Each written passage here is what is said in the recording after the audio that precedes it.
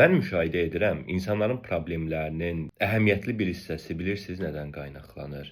Optimizmdən, ya da mən buna başqa bir ad qoymuşam, irrasional qurtuluş inancı.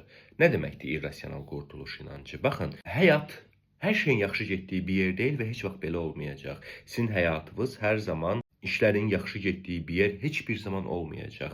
Bütün insanlar üçün bu belədir. Həyatda hər zaman problemlər var, narahatlıqlar var, nəyisə gözləyirik, qeyri-müəyyənliklər var, bəzi şeylər pis baş verir, istəmədiyimiz şeylər olur və s. və ilə axır. Həyatda pis şeylər daima olur və bu pis şeylər qarşısında narahat olmaq dünyanın ən normal işidir. Məsələn, müraciət edən bəzi pasientlərdə də bunu görürük. Falan şey oldu, mən narahat oldum və buna görə psixoloqa gəldim. Mən deyirəm, bu insansız, təbii ki, narahat olmalısınız. Yəni, nə gözləyirsiniz? Yox, narahat olmayın falan. Belə şey mümkün deyil. Siz insansınız və həyatınızda pis şeylər baş verəndə ya da pis şeylərin baş vermə ehtimalı olanda narahat olacaqsınız, biraz belə keyfiniz qaçacaq və s. Bu çox normaldır. Amma problem burada başlayır. İnsanlar bunun normal olmadığını düşünəndə belə bir şeyə inanırlar.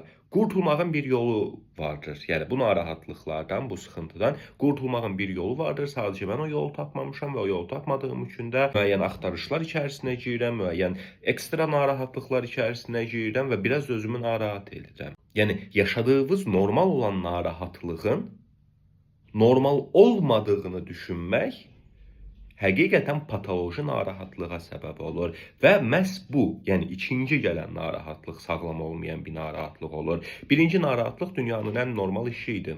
Həyatda müəmmalar qarşısında ya da sıxıntılı vəziyyətlər qarşısında yaşanan narahatlıq normal bir şeydir.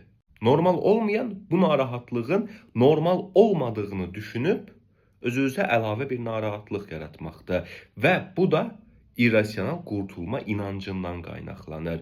Bəzi şeylərdən qurtulmayacaqsınız. Heç bir zaman həyatınız tam gözəl, tam yaxşı, sizə ancaq yaxşı hisslər verən bir yer olmayacaq. Həyatda hər zaman sıxıntılar olacaq və bu sıxıntılı durumları tolera edə bilmək lazımdır. Bunlara qarşı toleranslı olmaq lazımdır. Bunlara qarşı tolerans olmayanda, yox bunlardan qurtulmağın bir yolu var, bunları məhv eləməyin bir yolu var deyə düşünəndə o yolu tapmadığınız üçün, çünki o yol yoxdur, daha da narahat olmuş olursunuz. Dolayısıyla narahatlıqlar qarşısında qəbul edici bir yanaşma sərgiləməyi özünüzə vərdiş edin.